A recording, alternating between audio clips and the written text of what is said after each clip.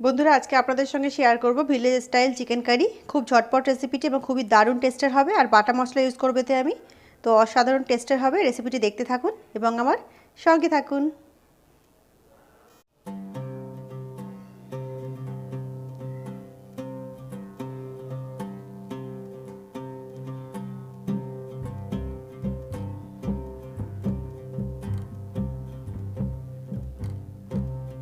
বন্ধুরা আজকে আমি আপনাদের সঙ্গে শেয়ার করব ভিলেজ স্টাইল চিকেন কারি। তো আমি আগেও একবার আপনাদের সঙ্গে village style chicken curry share করেছি রেসিপিটি, আর ওটা কিন্তু আলু দিয়ে বানিয়েছিলাম। তো এটা আমি কোনো আলু দেবো না, এটা আমি চিকেন কারি করব শুধু আলু ছাড়া। তো বন্ধুরা চিকেন কারিটা পুরো একদম ভিলেজ স্টাইলে করব।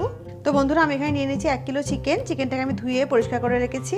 আমি এখানে হাড় সমেত চিকেন নিয়েছি আর মিডিয়াম সাইজের পিসেসে কেটে নিয়েছি। তো বাকি মশলাগুলো আমরা রেডি করে নেব। তো বন্ধুরা ভিলেজ স্টাইল চিকেন কারি বানানোর জন্য সবার প্রথমে আমাদের মশলাগুলোকে বেটে নিতে হবে, কারণ পুরোটাই বাটা মশলাতেই বানাবো। শুধু লঙ্কা আর হলুদটাই আমি গুঁড়ো ইউজ করব। এখানে আমি আদা নিয়ে নিয়েছি, কিছুটা রসুন নিয়ে নিয়েছি 1 কিলো চিকেনের জন্য যতটা দরকার, মানে পেস্ট করলে এটা যেন 4 টেবিল স্পুন মতো হয় সেরকম আন্দাজে আদা রসুন নিয়েছি। আর এখানে নিয়েছি কিছু গরম মশলা, এলাচি, দালচিনি আর লং, একটুখানি জয়িত্রীর টুকরো নিয়েছি, কটা গোলমরিচ নিয়েছি, ধনে নিয়েছি 1 টেবিল স্পুন, জিরে নিয়েছি 1 টেবিল স্পুন। তো বন্ধুরা এই সব কটাকে আমরা একটা পেস্ট বানিয়ে নেব, তাহলে রান্নাটা আমাদের আরও ইজি হয়ে যাবে। তো বন্ধুরা মশলা পেস্ট আমাদের রেডি হয়ে গেছে। তো চলুন চিকেনটাকে আমরা ম্যারিনেট করে নিই। নিয়ে নিলাম চিকেনটা, সুন্দর করে ম্যারিনেট করে নেবো চিকেনটা আমরা। সবার প্রথমে দিয়ে দিচ্ছি 2টো বড় সাইজের পেঁয়াজ কুচি, দিয়ে দিচ্ছি একটা বড় সাইজের টমেটো, দিয়ে দিচ্ছি 1 টিস্পুন হলুদ গুঁড়ো আর 1 টেবিল স্পুন কাশ্মীরি লঙ্কার গুঁড়ো, দিয়ে দিচ্ছি স্বাদ মতো লবণ। বন্ধুরা দিয়ে দিচ্ছি বেশ খানিকটা সর্ষের তেল। যেহেতু 1 কিলো মাংস আছে বন্ধুরা, তো এর মধ্যে 6-7 টেবিল স্পুন মতো আমি এখানে সর্ষের তেল ইউজ করছি, আপনারা কম বেশি করতেই পারেন। আর এর মধ্যে দিয়ে দেবো বাটা মশলাটা, সুন্দর করে মশলাগুলো কাছিয়ে এর মধ্যে দিয়ে দেবো আমরা। তো বন্ধুরা দিয়ে দিলাম বাটা মশলাটাও। এবার এটাকে সুন্দর করে আমরা মিক্স করে নেব, মাংসের সঙ্গে সুন্দর করে এটাকে আমরা মিক্স করে নেব।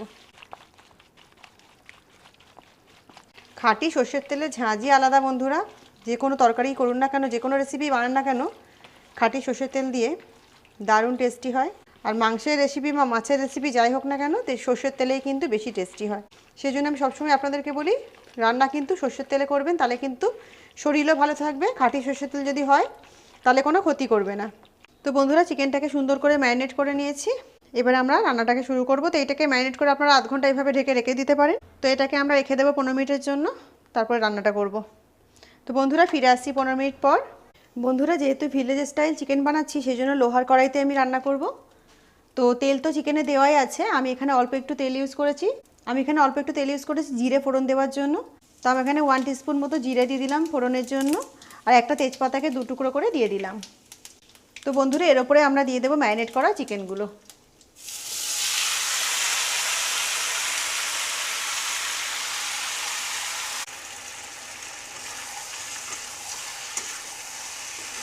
তেলের সঙ্গে একটু এটাকে ভালো করে মিক্স করে নেব। কড়াইতে দিয়ে বন্ধুরা এটাকে ভালো করে একটু মিক্স করে নিলাম। আর চিকেন যে ম্যারিনেট করেছিলাম সেই জায়গাটা ধুয়ে, যে মশলার জায়গাটা ধুয়ে যে জলটা ছিল সেই জলটাকেও দিয়ে দিচ্ছি অল্প একটু, 1 কাপ মতো জল দিলাম। তো বন্ধুরা গ্যাসের ফ্লেমটা কিন্তু এখন হাইতেই করা আছে। এটাকে আমরা ঢেকে দেব। এটাকে আমরা ঢেকে 5 মিনিট এরকম হাই ফ্লেমে কুক করে নেব। তো ফিরে আসছি 5 মিনিট পর। বন্ধুরা ফিরে এসেছি 5 মিনিট পর, একবার চেক করে নেব। তো দেখুন আমি কিন্তু গ্যাসের ফ্লেমটা হাই রেখে আর 5 মিনিট আগে কুক করে নিয়েছি। চিকেন থেকে কিন্তু অনেক জল বেরিয়েছে। এটাকে একবার ভালো করে নেড়ে দেব।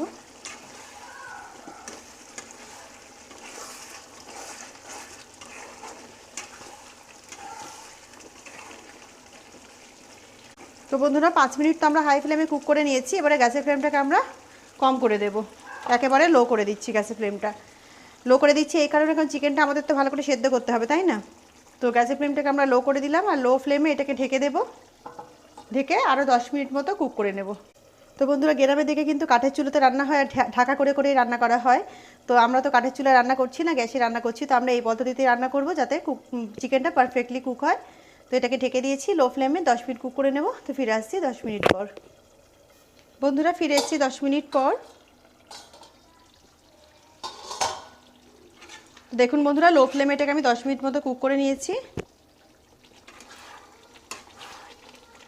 যেহেতু ফ্লেমটা লো করে দিয়েছিলাম সেই জন্য কিন্তু এখনও একটু হালকা জল আছে, যাতে চিকেনটা ভালোভাবে সফট হয়ে যায়, সেই কারণে কিন্তু আমি এটাকে একটু লো ফ্লেমে কুক করলাম সময় নিয়ে। তো টোটাল এটা আমি 15 মিনিটস মানে 15 মিনিট কুক করেছি। এটাকে আরও একটু আমি ঢেকে লো ফ্লেমেই কুক করে নেব।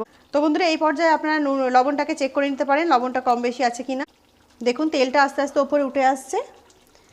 তো এটাকে ঢেকে ঢেকেই বন্ধুরা কুক করবেন, কোনো হড়বড় করে কুক করবেন না, কারণ টেস্টি খাবার খেতে গেলে কিন্তু টেস্টি রান্না খেতে গেলে একটু কুক করতে হয় টাইম নিয়ে। আর এমন কোনো টাইম হয়নি, এটা জাস্ট 15 মিনিটস মতো কুক হয়েছে। তো এটাকে ঢেকে দেবো, ততক্ষণ কুক করবো যতক্ষণ পর্যন্ত তেলটা উপরে পুরো উঠে না আসছে।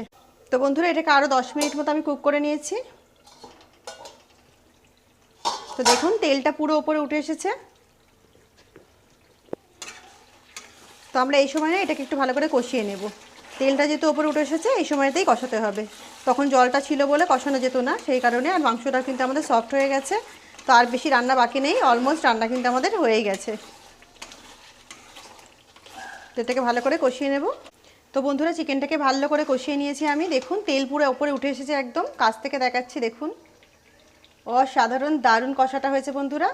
তো আপনারা কেমন খাবেন সেটা আপনাদের উপর ছেড়ে দিচ্ছি। আপনারা যদি মনে করেন যে এরকম কষা কষা খাবেন তেলের উপরে রেখে, তাহলে এরকমই নামিয়ে নেবেন, কষার পরে আর কিছু জল দেওয়ার দরকার নেই। তো আমি এতে অল্প একটু গ্রেভি রাখবো, তার জন্য আমি একটু গরম জল ইউজ করব। এই পর্যায়ে যদি জল ইউজ করেন অবশ্যই গরম জল ইউজ করবেন, ঠান্ডা জল কিন্তু একেবারেই ইউজ করবেন না, বিকজ চিকেন আমাদের একেবারে কুকড হয়ে গেছে। যদি ঠান্ডা জল ইউজ করেন তাহলে কিন্তু চিকেনের টেস্টটা একেবারে নষ্ট হয়ে যাবে। তো সেই কারণে ঠান্ডা জল ইউজ করবেন না। তো আমি এতে অল্প 1 কাপ মতো গরম জল ইউজ করলাম, গরম ফোটানো জল।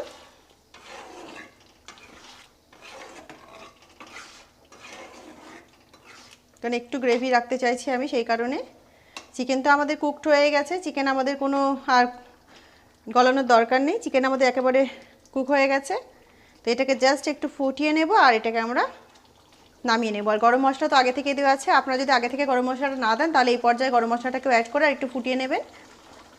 আমি গ্যাসের ফ্লেমটাকে একটু জোরে করে দিলাম, দিয়ে আর এটাকে একটু ফুটিয়ে নিচ্ছি।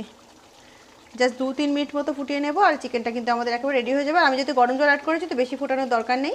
আর আপনারা যদি এতে ধনেপাতা ইউজ করতে চান তাহলে এই পর্যায়ে একটু ধনেপাতা এতে অ্যাড করে দেবেন। আমি ধনে বাটা দিয়েছি তাই ধনেপাতা এতে আর অ্যাড করছি না। তো বন্ধুরা, চিকেনটা আমাদের ফুটে গেছে, গ্যাসের ফ্লেমটাকে আমি অফ করে দিচ্ছি। গ্যাসের ফ্লেমটাকে অফ করে দিলাম আর চিকেন কিন্তু আমাদের একেবারে রেডি হয়ে গেছে, দেখতেই পাচ্ছেন। ইয়াম্মি ইয়াম্মি চিকেন আমাদের একেবারে ready, village style chicken curry. তো এটাকে আমি সার্ভ করে দেখাবো। তো বন্ধুরা দেখুন, ভিলেজ স্টাইল চিকেন কারি কিন্তু আমার একেবারে রেডি হয়ে গেছে। আমি ভিলেজ স্টাইলে এটাকে সার্ভ করেছি। তো বন্ধুরা, রেসিপিটি আপনাদের কেমন লাগলো অবশ্যই কমেন্ট করে আমাকে জানাবেন। রেসিপিটি যদি আপনাদের ভালো লেগে থাকে তবে অবশ্যই আমার চ্যানেলকে লাইক, শেয়ার এবং সাবস্ক্রাইব করে আমার সঙ্গে থাকবেন। তো দেখা হচ্ছে একটা অন্য নতুন রেসিপির সঙ্গে। ততক্ষণ সবাই ভালো থাকুন, সুস্থ থাকুন। আল্লাহ হাফিজ।